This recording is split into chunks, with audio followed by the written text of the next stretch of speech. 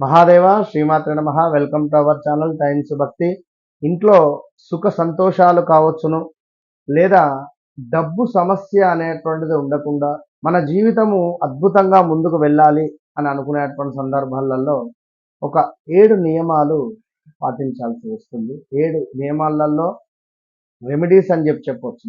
మనము నిత్యము చేసేటువంటి మన పనులు కొంత మన ఆలోచన విధానం కానీ మన యొక్క పరిస్థితులను ఈ 7 విషయాల పట్ల శ్రద్ధగా ఉంచుకోవడం పట్ల అద్భుతమైనటువంటి సుఖ సంతోషాలు, సిరి సంపదలు మీ వెంట రానున్నాయి అనేటువంటి విషయాన్ని దయచేసి అర్థం చేసుకోగలరు. జాతకంలో ఎలాంటి దోషాలున్నా, జాతకంలో ఎలాంటి ఇబ్బందికరమైనటువంటి సంఘటనలు ఉన్నా, నష్ట గ్రహస్థితి నడుస్తూ ఉన్న, దుష్ట గ్రహాలు మీ చుట్టూ ఉన్న ఈ 7 విషయాల పట్ల మీరు శ్రద్ధగా ఉండడం వల్ల మీ ఆరా అనేటువంటిది ఎంతో అద్భుతంగా ఉండబోతుంది. సో దీనివల్ల ఎంతో అంటే విశేషమైనటువంటి సిరి సంపదలు నిజంగా అంటే నిజంగా మీ సొంతం 100%. మరి ఆ 7 విషయాలలో మొట్టమొదటి విషయం ఏమిటయ్యా అంటే మనకు విచక్షణ, అప్రమత్తత. ఓకే, విచక్షణ, అప్రమత్తత.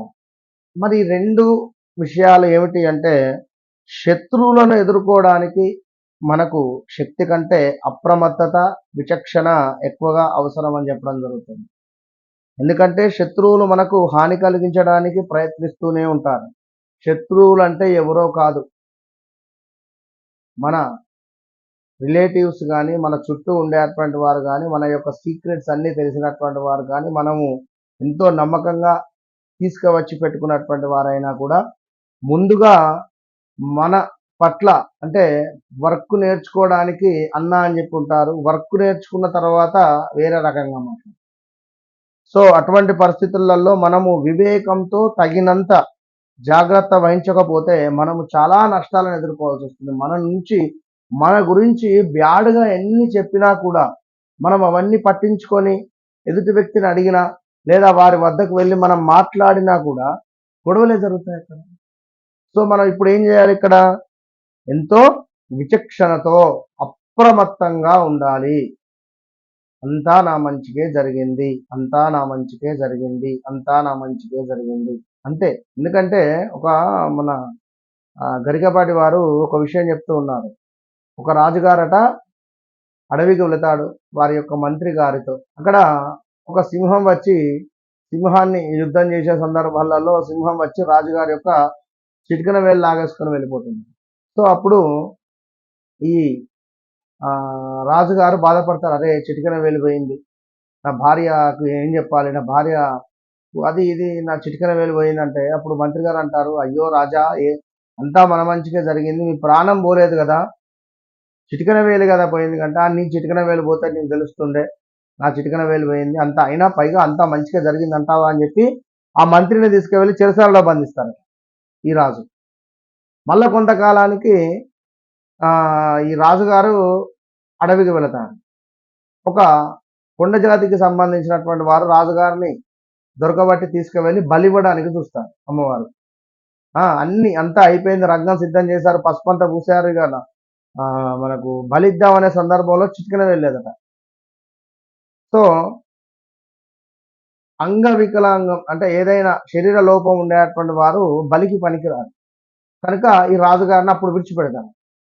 అబ్బా అంతా మన మంచిగా జరిగింది, అంతా మన మంచిగా జరిగింది అని చెప్పి మంత్రి నువ్వు చెప్తే నేను వినలేదు, నిజంగా అంతా నా మంచిగా జరిగిందని చెప్పి అప్పుడు మంత్రి దగ్గరికి పోయి బోరున విలపించి తనని చెరసాల నుండి విముక్తిని చేశారట. అవి అట్లా ఉంటుంది తొందరపాటు నిర్ణయం.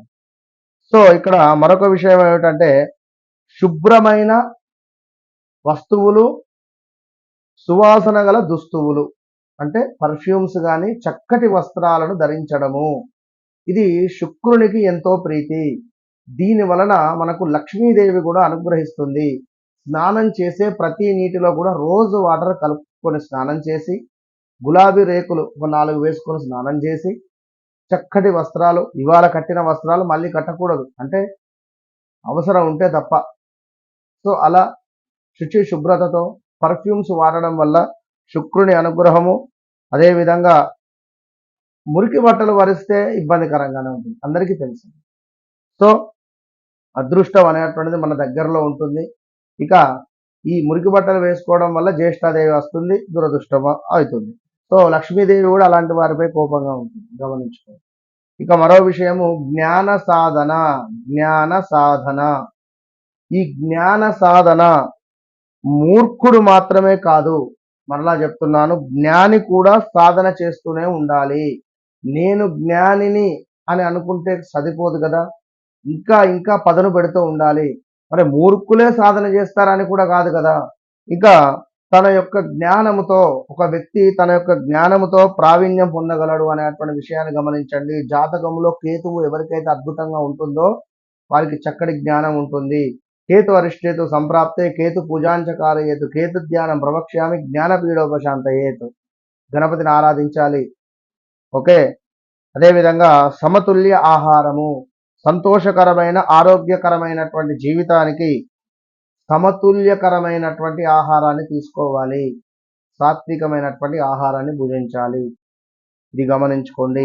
ఏకాదశి ఉపవాసము ఎంతో అద్భుతము. ఈ ఏకాదశి ఉపవాసం అనేటువంటిది మనకు భగవంతునికి దగ్గరగా చేస్తుంది. తులసి చెట్టుని యొక్క ప్రాధాన్యత, ప్రతి ఇంట్లో కూడా తులసి చెట్టు ఉండాలి, తులసి చెట్టు ఆరాధన ఖచ్చితంగా చేయాలి. సో ఇవన్నీ.